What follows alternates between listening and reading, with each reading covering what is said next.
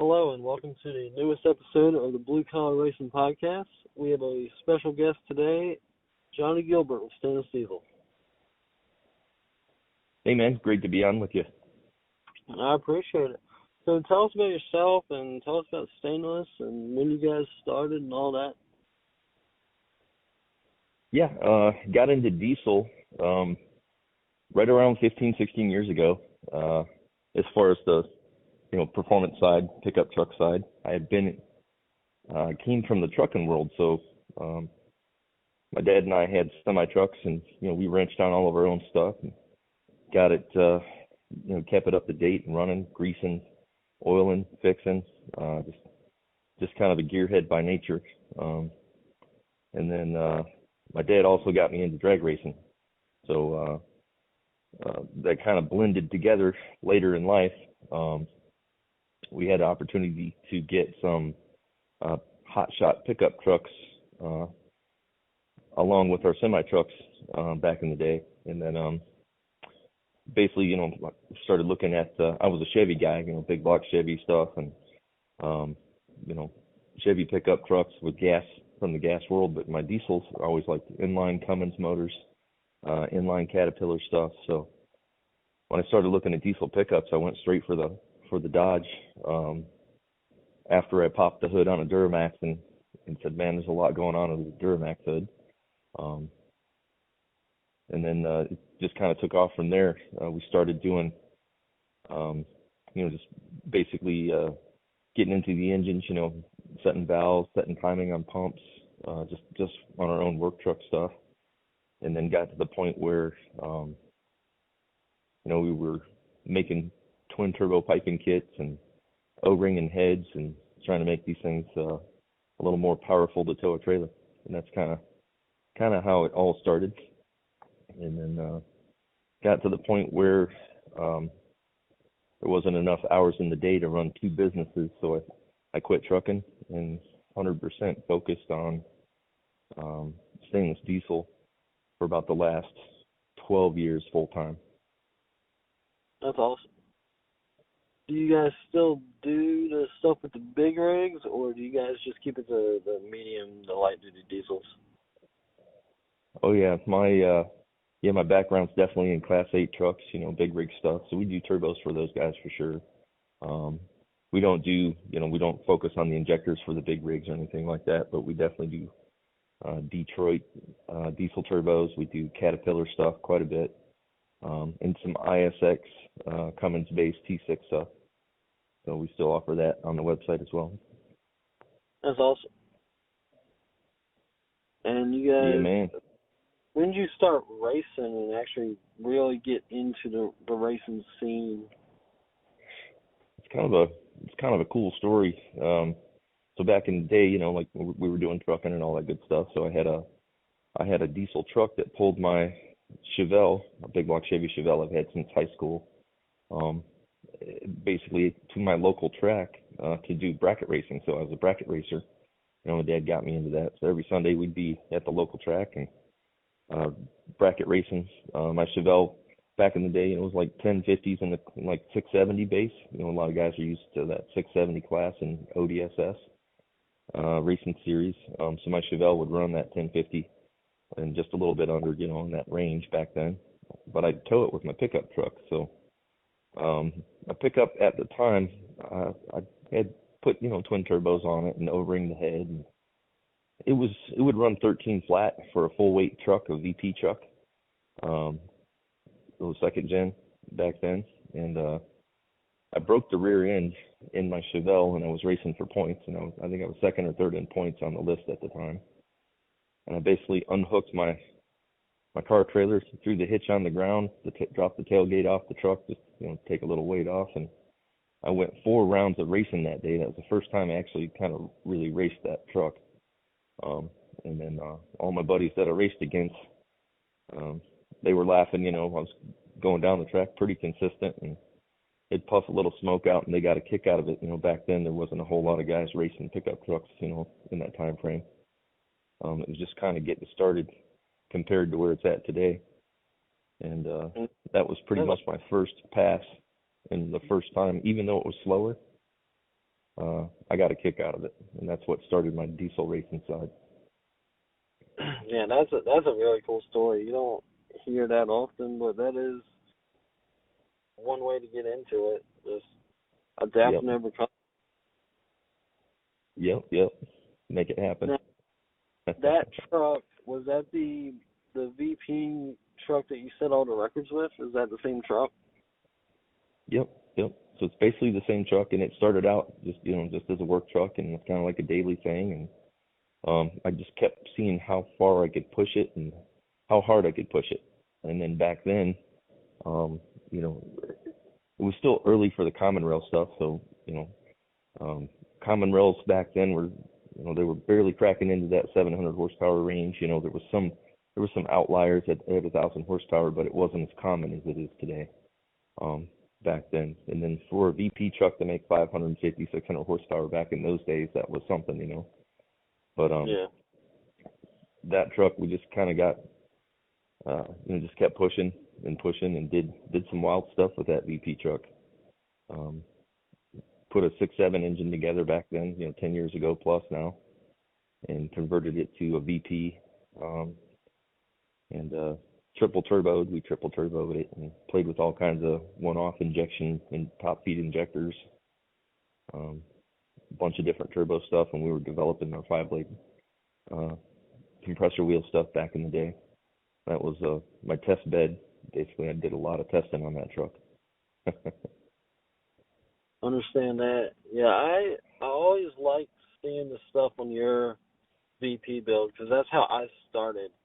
Was I bought a Nice. second, it was VP. I kept racing it, and it did really good for what I was doing with it. I was running 670 index and 770s, Nice. and Very it was nice. doing good. And the beginning of this year, the VP went out on it, and Okay. making the switch to the dark side and doing a P pump 24 valve now. Oh, okay. There you go. Yeah, I mean, and that's one of those things where one of my very first trucks was a 12 valve, and so like I still got a soft spot for the P pump stuff, So I played with those for quite a bit. They're just really good and simple. They make great power. You can make them RPM like crazy. It's just when it came to the VP stuff, it was kind of nice to see how torquey you could make the VP. The problem with those was that they just don't RPM very well. So about 2,800 to 3,100, the VPs kind of give up, and that's when that P pump just starts really rocking and rolling, for sure. So two different animals, yeah. Yep. Good It's stuff, going to be though. a big change, but I'm hoping the truck will perform well. I've gotten it down to 4,700 pounds. It's nice. Yeah, heck yeah. Capped. Yeah. So hoping it'll I know do it's well. definitely easier on parts. Heck yeah. If you can get it a little bit lighter, boy, the transmissions will thank you. They'll last a lot longer and be a little easier to manage the power down track too. That'll be a good setup for you. Yeah, and I'm also hoping with the higher RPMs is I don't have to rely on the torque number as much. I can go with more of the horsepower Right. and kind of keep everything happier. Because the torque is that was one of the things. Yep, torque definitely kills parts, and I tell customers all the time, we do a bunch of crazy turbo stuff, for guys, in of various flavors, all the way common rail, VP, and 12 valve stuff as well, and it's so interesting to see. I can take the same turbo, just any given turbo size, and I can tell you based on the fueling platform, the data points that we have on track and on our dyno and back and forth over the years, how much power you can make in a given area. It's just an engine's an air pump, and the turbo's an air pump, but one big factor is the fuel side. The common rail stuff compared to a P pump in the sled pull world, the common rail typically makes about 100 horsepower more on the same size turbo, depending on what you're doing, obviously, turbo size, stuff like that. But the P pump stuff, it just works. It works really well, and it's affordable, and most guys can, you don't have to have a laptop out. You don't have to, figure out software, and it's just simple and it works, easy. So it's Yeah. definitely a great platform for somebody starting out or even just racing. A lot of guys are doing really well with that. I was always impressed. You know who Adam Foltz is? Yes. There's that red second gen T pump. That thing's just a beautiful truck, and it's a monster. He raced 590, but I think at one point it was a 670 truck, and he just kind of took it a little further in his build. So real neat piece. Yeah, I've known Adam Foltz for years. I remember when that truck was pretty much a street-driven truck, and then he did triple turbos, and it was Yep. before it was all painted up and tube chassis. I've known Oh Adam yeah. Foltz for That's awesome. But yeah, the torque factor is huge to keeping the block alive. Like I tell guys this all the time, like, don't hit overdrive in the 8th mile. And some guys look at me sideways, but like when you're running, like back in the day when I started running that VP pretty consistently, like they didn't have a 670 class. If that tells you how long ago I started. So there was like a 770 and ET bracket, and there was kind of like that pro street class where all the OGs, back then, that Seth Sullivan and Phil Taylor and Sam Smith and all those guys used to run the Stucky truck, big green truck. They would all run that unlimited class, at Shot every year, Rudy's and TS Performance Race, and I'd just sit there and watch those guys. And like back in the day, they'd make one or two passes and blow everything up, and then drag it back on the trailer, to figure out how to make it go fast without tearing their stuff up. But I would race like ET bracket and 770, so I got a tremendous amount of seat time doing that. And then when 670 came along, I started racing 770 and 670 both. I just wore that truck out, and the VP took it, and I just let the truck run almost all day and just make passes all day. And it's amazing how the diesel platforms, you can just beat them up. But with the VP and in that range, you got to hit overdrive. But when you start making some power, like where your potential is going to be with that P pump, you can make more RPM, more power. It's going to be easier on the block for sure if you stay out of overdrive and hit some RPM. Especially with the common rail guys too.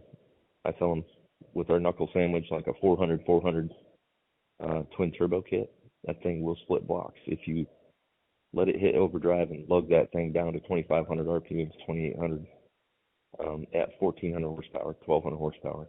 Eventually, you're going to crack a block.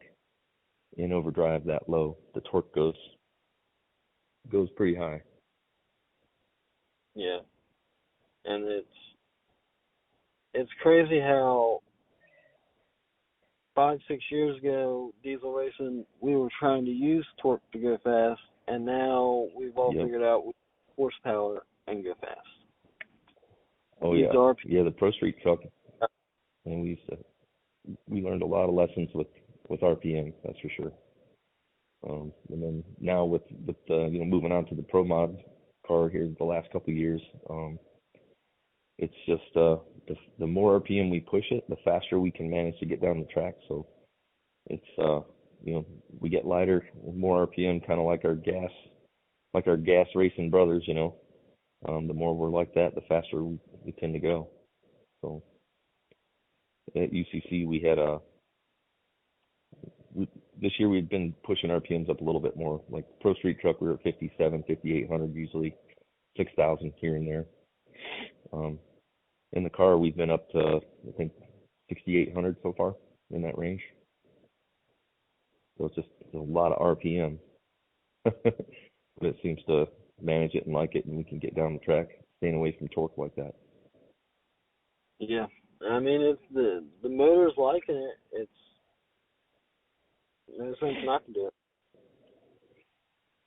Yep. And that's the thing. Like we've experimented with shifting lower, and sometimes you can torque it a little harder. Sometimes it's not necessarily faster. It just wants to shake the tires off or peel the tires off if we let the RPMs come back too far on a shift or locking up the torque converter. So sometimes if you're trying to manage a hot track, it's better to get a little RPMs and stay away from torque, that's for sure. Yeah. So tell us about the Pro Mod. That's a wild build you guys got there.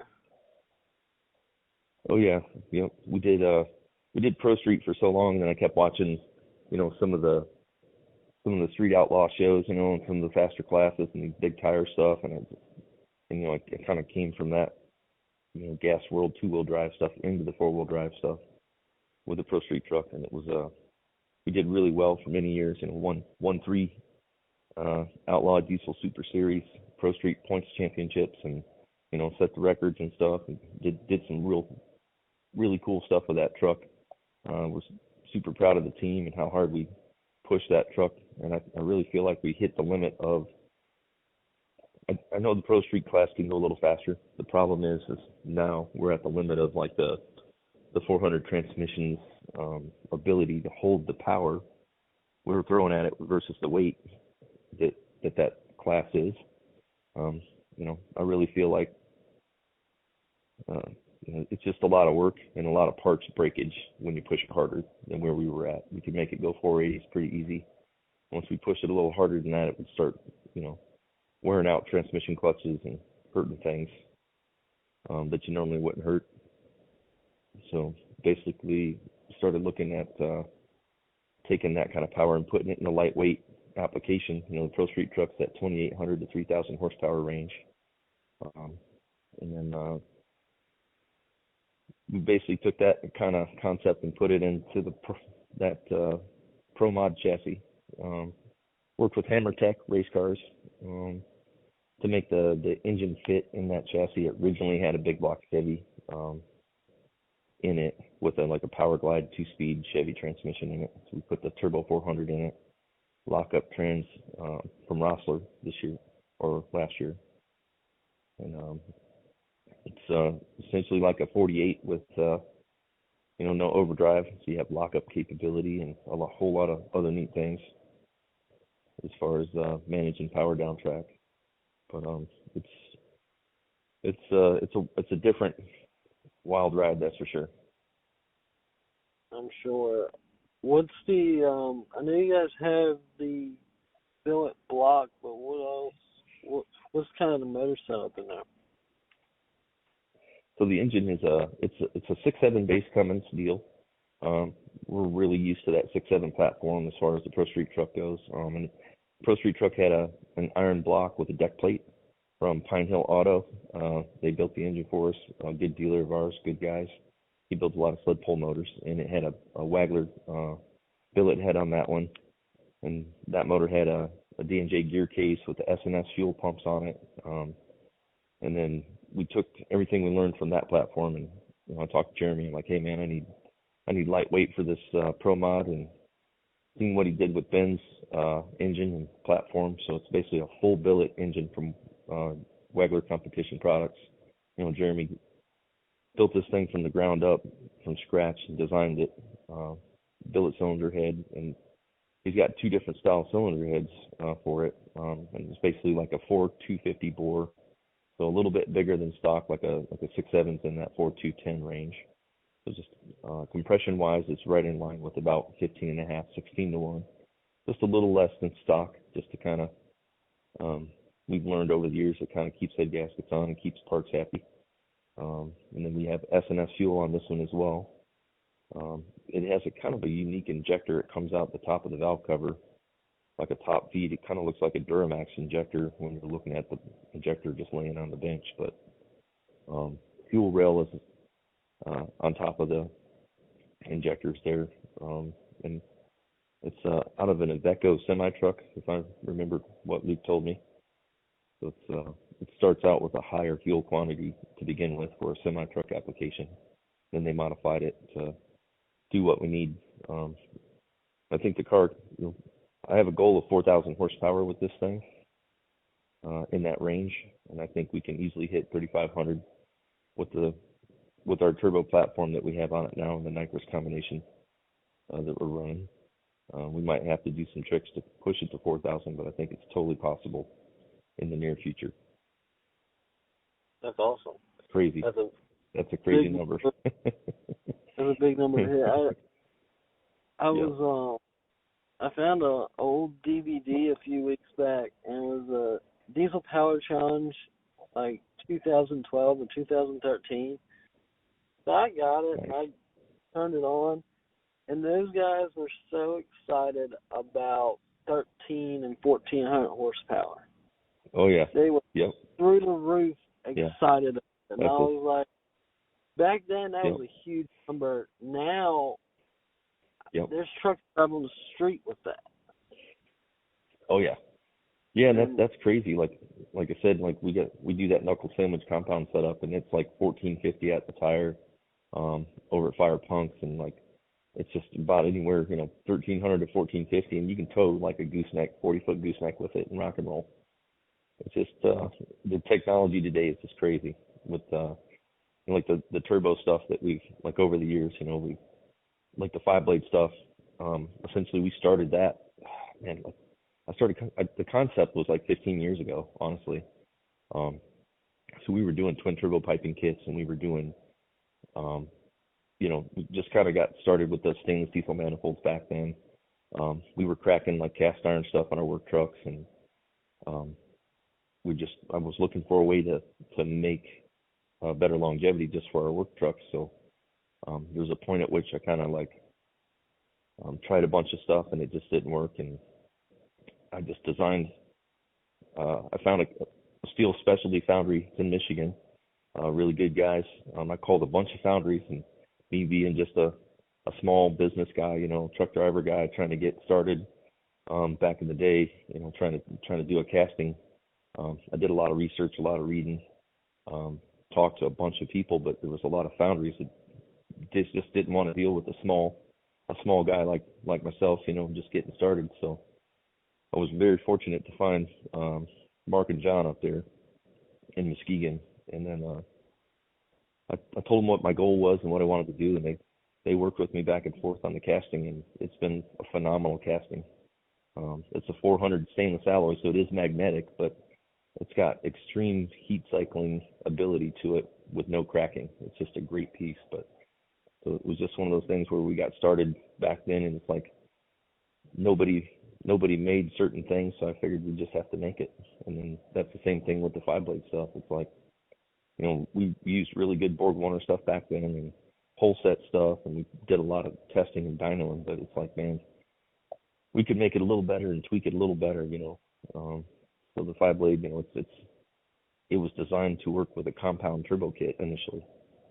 So the flow rates of turbos at nominal shaft speeds in that 60 to 70% of their peak shaft speed, or where they would normally operate, we wanted to up the flow percentage in that mid pressure ratio where compounds typically run, as opposed to like a single turbo.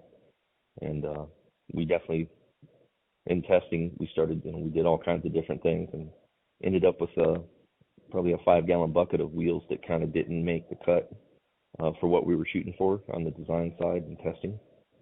And then when we hit it, it was impressive, and it had a bunch of unique properties as far as like, being lightweight. It's got a crazy harmonic jet engine like turbo whistle that's pretty unique to the 5-blade stuff. It's just, and we've been tweaking it from there. I think we're into the 5th different design, tweaking it here over the last years, 10 years, about every 2 years or so, we'll tweak the design a little bit more to get it more efficient. That's good that you guys are always looking to evolve the product and make it better any way you guys can. Oh yeah, and all the stuff we learn on track, it really does translate to making our street, our stock appearing, stock bolt-on stuff that much more better. And it's just the things we learned by pushing, the race truck and now the race car to the limits, and see what we can learn. It just makes it better. Yeah. Is there anything new you guys are working on, or want to try to Oh get yeah, into? yeah, heck yeah. That's I mean, we're always kind of pushing into something new. Like the last couple of years, we've been pushing into stock appearing turbos really hard. A lot of guys know us for like our S300, S400 stuff, or twin turbo stuff, single swap kits. The racing side of what we do. But the last few years, we've been really pushing into the stock appearing market, which we've been primarily Cummins guys. But I mean, we do quite a bit with Mark at Danville over the years.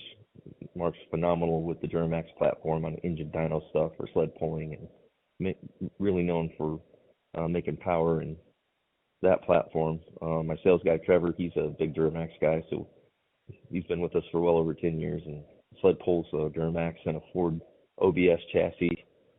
Well, it's a Dodge chassis and an OBS body that he had in high school, and a Duramax engine, so it's kind of a wild, rowdy piece. But so we got into the Duramax VGTs, so we have every single, from L5P stuff all the way down to the very first Duramaxes in the early 2000s, as far as a bolt-on. And you don't have to put T4 pedestals on and get away from the VGT to make power. And then same thing with the Power Stroke stuff. So we've got 6-7 Power Stroke bolt-ons with the same 5-blade rotor groups that we have in various sizes. There's up to 4 and 5 sizes of turbos based on what you're going to do. And not everybody needs a hot rod, but I mean, if you're going to buy a new turbo and want a nice upgraded piece, we've got really close to stock sizes. And I hear my dog in the background. Sorry about that. He's all excited. nothing wrong with that. Yeah, I've noticed a lot of people doing the drop-in turbos in the past few years. It's a big market for that, and it makes sense. If your turbo goes bad and you don't want to do a whole swap to it, you can just do a drop-in and get better performance and save you a lot of time.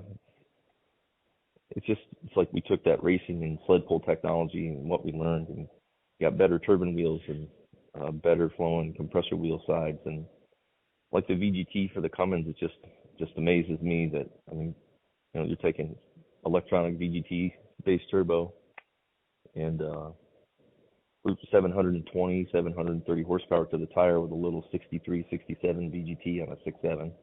Still has the exhaust brake, and it still tow a big trailer. And it's just amazing to see that technology come, in the Cummins platform, that way. The same goes for the Duramax stuff. We've got 800 horsepower VGTs, and you don't have to change a bunch of stuff, and it bolts on just like stock. And it, as well as the smaller stuff, the small stock bolt-on stuff, it doesn't require anything. You just bolt it on and go. Like you said, you're not changing a whole lot of piping and having to worry about all the plumbing factors that goes into doing something like that. So just direct bolt-on. Same thing for the 12 valves, like you mentioned, 24 valve VP stuff, HXs and HE351 CWs and all them basic bolt-on units. Like you can keep it looking stock appearing, and there's a lot of stock appearing sled pull stuff now. It seems like the brush pulls around are getting popular. And then I don't know if you guys got dirt drag racing out there, but that seems to be more popular the last few years.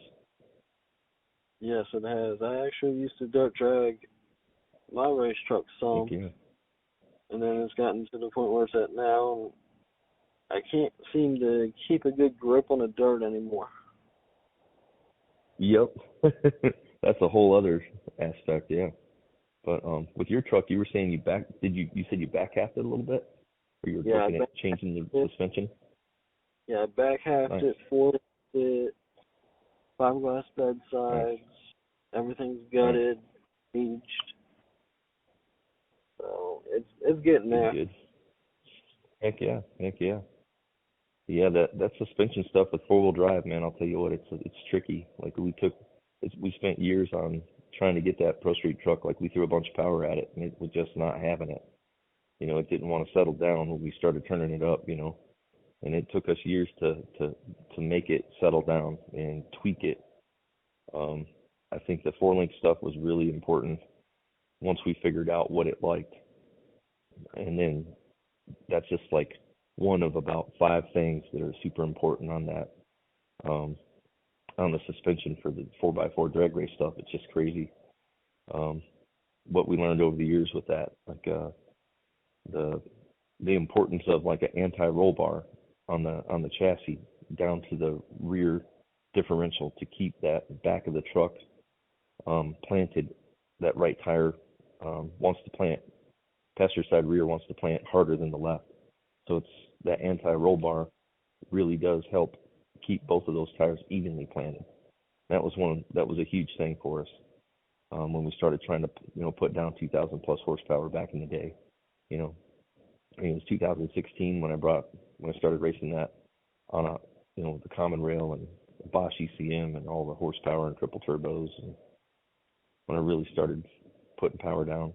And then actually ended up doing an anti-roll bar in the front too, to kind of, because if you'll watch some old videos, from 2016 or 17 or on the internet, you'll watch some of the fast 4-wheel drives. Like you can see it with Dirty Hooker boys, like down at UCC this past weekend, or a couple, he blew off the driver's side front tire, which mine used to do, and it just turns instant white smoke, and you instantly will drive left or right, and it's a bad situation to try to come out of. And really glad that Tyler's all right. He hit the wall. They got the truck fixed back together. That team's amazing down there. But that happens with the suspension deal and trying to apply power too much too soon, or say the suspension can't absorb the power that you're trying to throw at it. So like in that 4x4 drag racing thing, anti-roll bars front and rear, and then like with you sitting in the truck, and say you have the fuel in it and your front end's on, if it's a removable front end, everything's ready to race. Like have a buddy climb under there, and like you want to neutral the end links that go, like they're double heim joints, from the anti-roll to the differential. You want to neutral that. Don't put them in a bind. Make them neutral with you in the truck ready to race. That was huge for us. That was, between, trying to guess where to put your 4-link bars, in the front. We neutral the 4-link bars in the front. Like a lot of people will start adding, 4-link bars. Like we basically had some thin ones that we bought off of Jigs or Summit back in the day, and then when the Fire Punk boys came out with their really beefy ones, I just called Lynn and I'm like, hey man, make me a set of 4-link bars, and here's my sizes, and this is what I need. Their bars are perfectly beefy for like that 1.5 inch, 1 5/8 inch, something big. So you're not going to flex it with all the torque, and that was something that's huge. Good shocks and springs, just like anything else to help catch it when it throws it down. It's just, there's a tons of tricks in that suspension to help absorb that power. Yeah, and you were right about the stuff that Fire Punk comes out with. They have some really nice stuff, and they'll help you. Like I had a bunch of questions for them, and they helped me along the way. I built my 4-link stuff myself, but I got a bunch of the bracketry from them. Yeah, and that's the cool thing. They got to make it your own stuff, which is real nice. Heck yeah. But back, basically when we started 4-linking the Pro Street truck, like nobody really made a kit for it. We just had to kind of, I think I bought some car stuff at one point as far as the bracketry. I think it was competition engineering stuff. And then I get looking at the hole spacing on the brackets, and they weren't going to work with the diesel ride height and kind of where we were at. So we ended up drawing up our own 4-link brackets and having them water jetted out by a buddy of mine back in the day. Yeah, at least now they're starting to come out with more kind. Yep. I wouldn't say bolt Yeah, on, yeah. right, but you can definitely order something that's more catered to the truck side of things Oh yeah, and oh yeah, get yeah. work out. But But yeah, that I mean, it's real common. You know, like 670, 770. I think I was pretty much I was pretty good with like the rings and like the Caltrack bar. But boy, there was a point where I just couldn't get any better 60 foot than like a 149 or like a 148 maybe one time. And I used to get a bunch of 150s and 151s.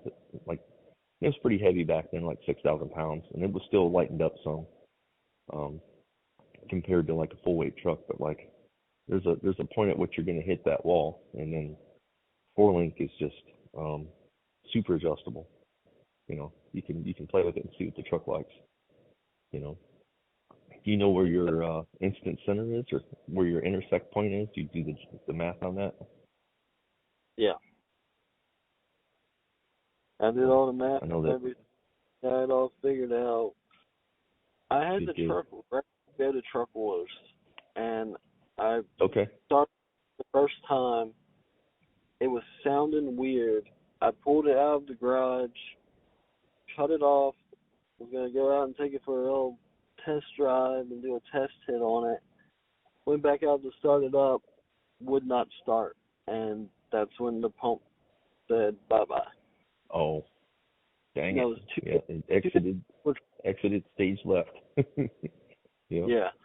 So I actually had some buddies that were coming down from Pennsylvania. They came down the night before Truck Wars, and we worked on the truck, trying to get it running all night long, and finally gave up about 3 a.m. saying, well, this ain't going to work. Dang it. We'll go to Yep, Truck yep. Wars, spectate, and have a good time, and that's what we ended up doing. There you go. Heck yeah. Still have some fun and make a plan for the return. Yep. Yep, and now I'm in the middle of making the pump swap, and I'm excited to see what the truck Nice. will do. And like I said, I Well, haven't even since doing the four heck link yeah. and back half and everything. So There you go. I'm excited to see So what I it'll know do. the heck yeah. I know the like the four link bar stuff. Like I think we tried all kinds of different like intersection points, and I think like in general we ended up somewhere close to that. So when you're talking about bar spread, like on the four link stuff, like on the rear end, something around that 12 inches of bar to bar, like hole to hole spread on the rear end, and some um, is a good place to start. And somewhere on the frame and chassis, somewhere in that 8-inch spread. So 8 at the frame and 12 at the rear diff is a pretty good place to start. Um, like on a normal like pickup truck, whether it's extended cab or like extended cab short bed or like just the standard long bed regular cab, um, based on the wheelbase. And then the bottom bar, I always like to have like either a half inch or 1 inch of rake.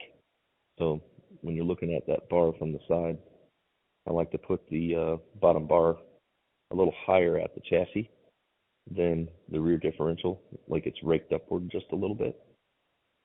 Yeah. And that's just a good place to start. That puts the intersection point out from the rear center line of the axle, somewhere in that 77 to 80 inches out range. And then if you rake the bar up a little bit, it should be somewhere in that 15 to 17 inches of straight up off the ground, depending on the ride height, you know, stuff like that. And that's just I a think good place to. mine's set at, I think, 11 inches and 11 inches of spread on the rear, 8 inches of spread on the front on the chassis. Okay. What I came up with seemed everything was. Yeah, that's a good. Yeah, that's a good place to start. Yeah. And And then my basically. because it's a regular. Began its life as a regular cab long bed. The Okay. bed size, Yeah. like fiberglass third gen bed size, I got a really good deal on them, and I ended up cutting about a foot off of them when I was doing this whole back half. So it's really like a 7-foot bed. Okay. So everything's kind of, it's not quite a regular cab short bed, but it's not quite a regular cab long bed. The wheelbase came in just a Nice. touch. Heck yeah. Everything's happy and everything's lining up perfectly. It's just actually getting it on a track and seeing what it will do. Heck yeah. Heck yeah. Yeah, it's just I think another good trick too, as far as like this, like if you're doing coil over shocks and all that stuff on all four corners or just the back. I have coilovers in the rear. I have dual adjustables in the front. I'm still running the cool. very Yep. coil spring. So one of the biggest tricks to pick the right spring, because I think there's a lot of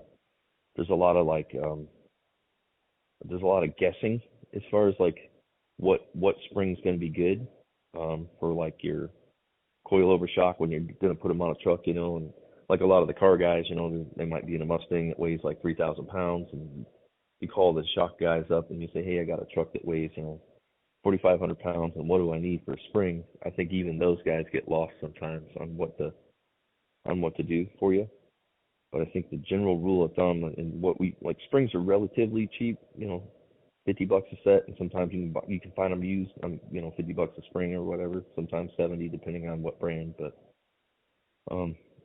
the way we like to do it on the Pro Street truck is, say you had like if you got like a 12-inch spring in the back or a 14 tall, but you want to be, say you had a 14-inch spring and you look at it per inches, like if it's a 200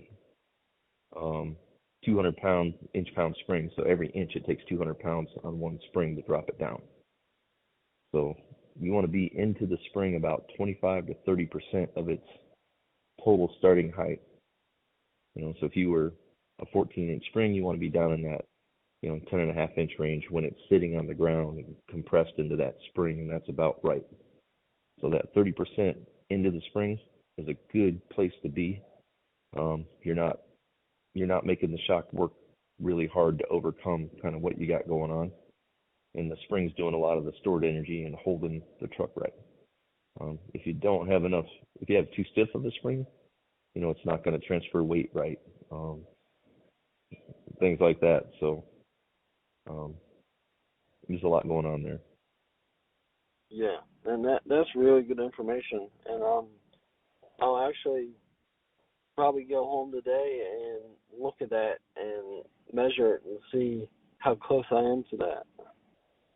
I never thought about it. That was one of the biggest things ever, because when we first started out with the Pro Street truck, we got the best springs that we thought we knew, from the guys we got the shocks from, and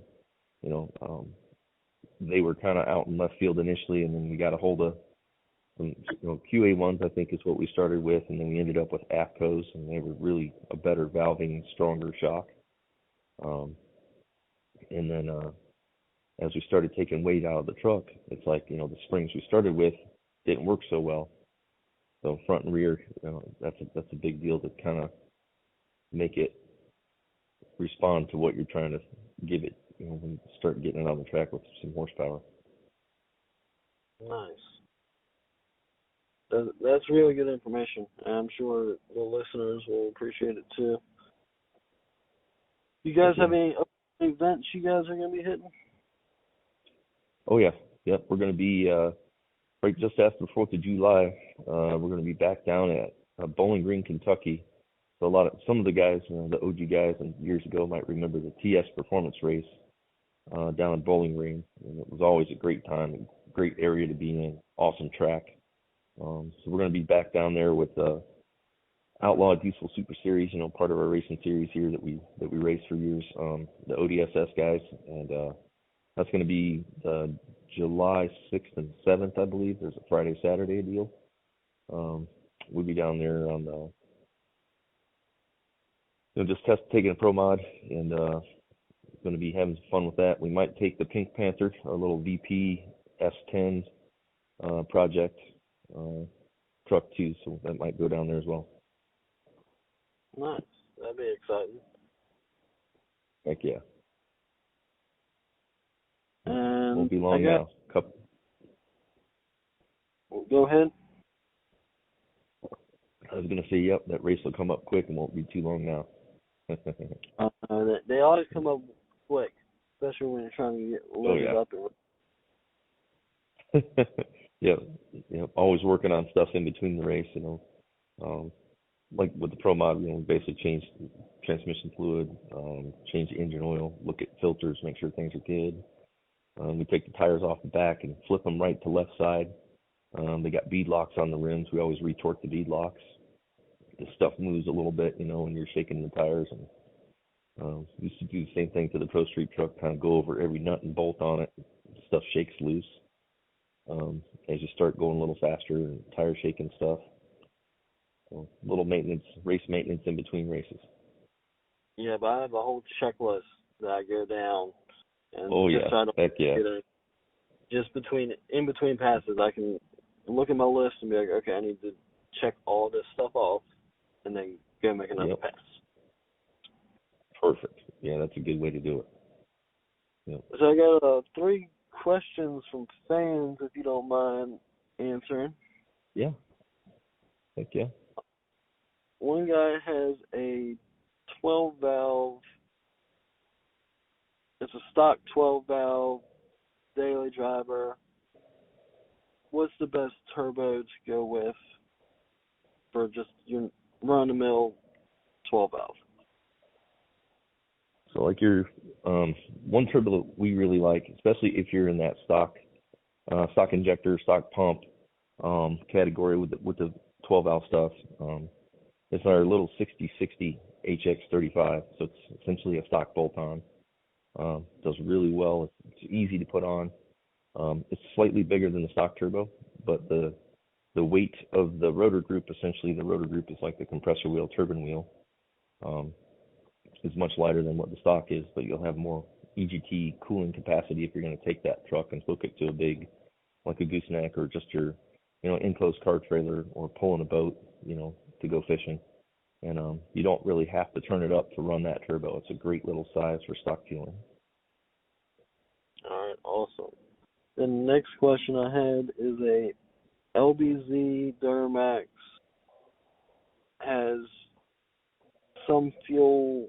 I do not know the size of the injectors. It has injectors in it.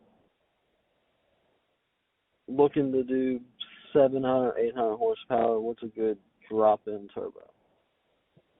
So the guys in that 700 range, like the 65 will do it all day long. A little VGT 65 with a 9-blade turbine, and it's a really good all-around size for like a hot truck somewhere in that 650, 750 range is more normal for that turbo, but it'll push down there 800 horsepower at the tire for that drivability side. I try to pick turbos that aren't like 100% of the guy's goals.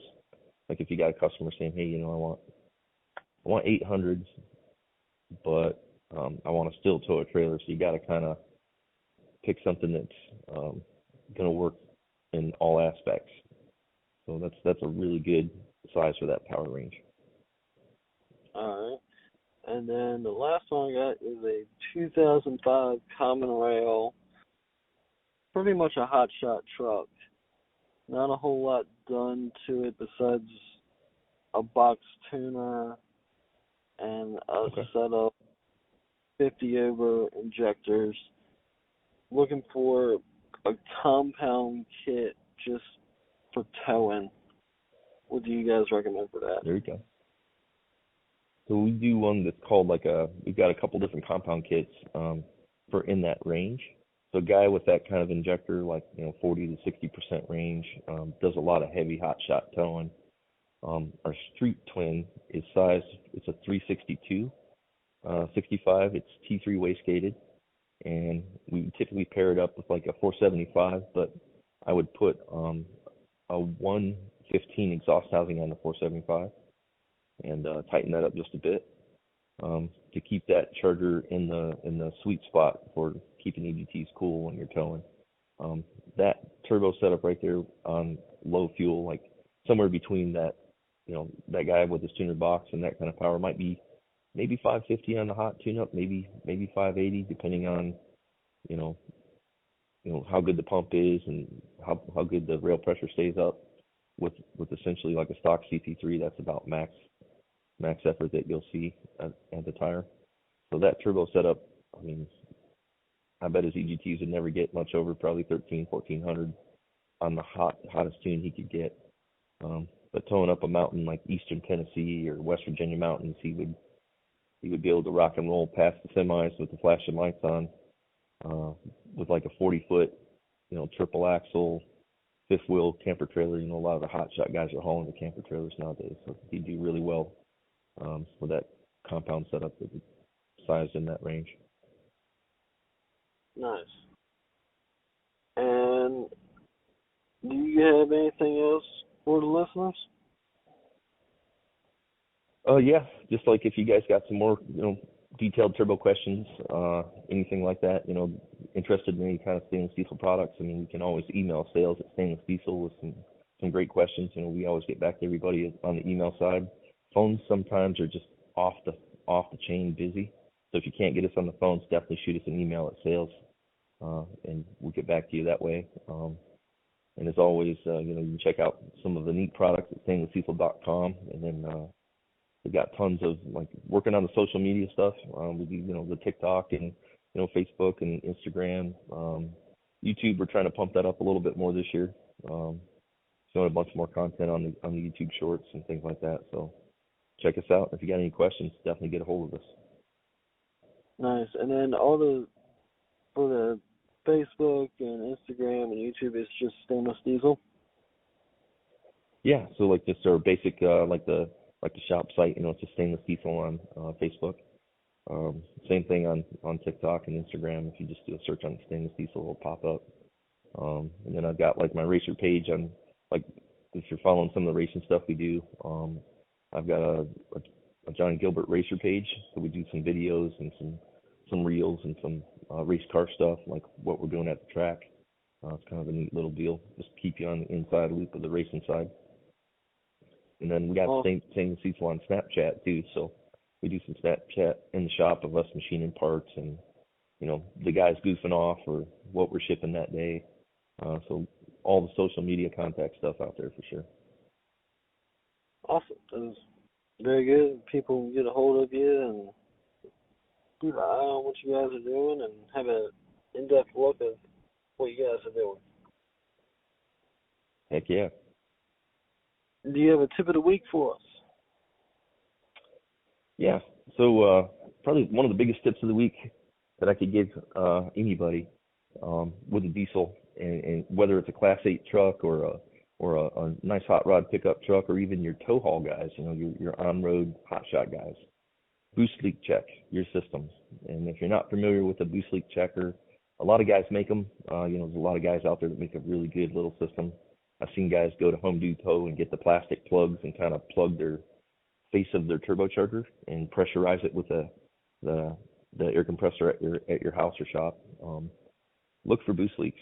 That kills turbos. It can cause a turbo to overspeed. Even with a small leak, it can hurt your turbo longevity. And for Class 8 trucks, it can kill your mileage. Same thing with hotshot guys. It takes the mileage away. And 9 times out of 10, a boost leak is not like a turbo boot, for instance. It could be like a intake plenum gasket.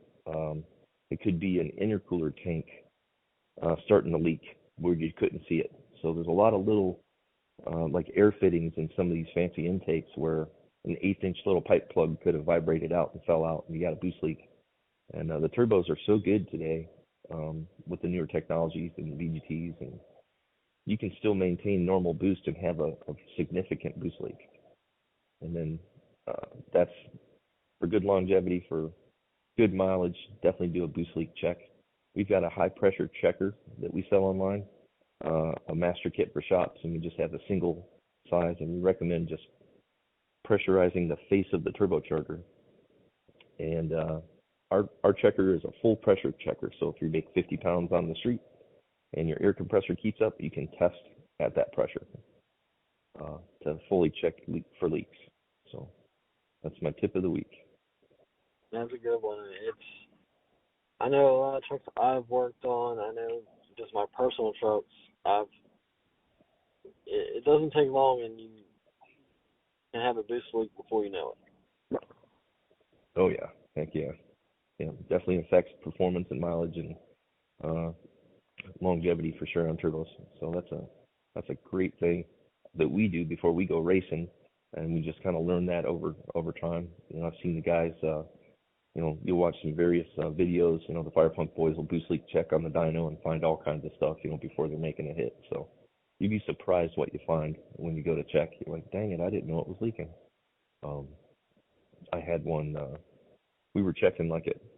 Guy had checked it before, like 10 pounds or so. We checked it at like, I think once we got to 35 or 40 pounds, the intake heater grid gasket on a second gen, that little square gasket under the intake, it started squealing like a balloon would squeal when you're letting the air out of it at about 35 or 40 pounds, but he never checked it that high. He was just checking it at like 10 pounds. You know, so little stuff like that you'll find. Yeah, it's definitely, it makes everything work harder, and EGTs and Heck everything yeah. else can be affected from Oh just yeah. simple. And it does not take a lot Yep. of time to check, and it's not Right. hard. Yep. It's pretty easy to check it on the weekend. You know, if you're in there, a lot of guys are changing their own oil and kind of, you know, going over the clamps and stuff and just tighten up clamps and things like that. Usually check that bad boy when you're going to, you know, if you got a washable air filter and you're washing your air filter and letting it dry on Saturday and just kind of hanging out. Heck yeah. Pressurize that bad boy once in a while. You'd be surprised what you find. Yeah, every time I change the oil in my tow rig, I put my boost leak checker on it. Heck yeah. Every Yeah. That's a good maintenance item to get into doing. Heck yeah. just to kind of keep an eye on it. Yep. Now my race truck, I boost leak check that before every event. Yep. Heck yeah. Yep. That's always, there's always something on the hot rod race truck, you know, that you'll find something goofy like little pressurized fittings where your little boost gauges go. Some of those are notorious for leaking. They get loose over time on our race rigs. Yeah. Well, I appreciate having you on the podcast, and hopefully we can do it again sometime. Heck yeah. It's great to be on with you. You know, keep up the good work and putting out good information to try to help people, you know, achieve their goals and, you know, keep their hot rods running and their tow rigs going down the road nice and happy. And it's awesome being on with you. Yeah, thanks for having me. I appreciate it. And, till next time, Johnny. Sounds good, buddy. Appreciate everything. Well, this is the newest episode of the Blue Collar Racing Podcast. Until next time.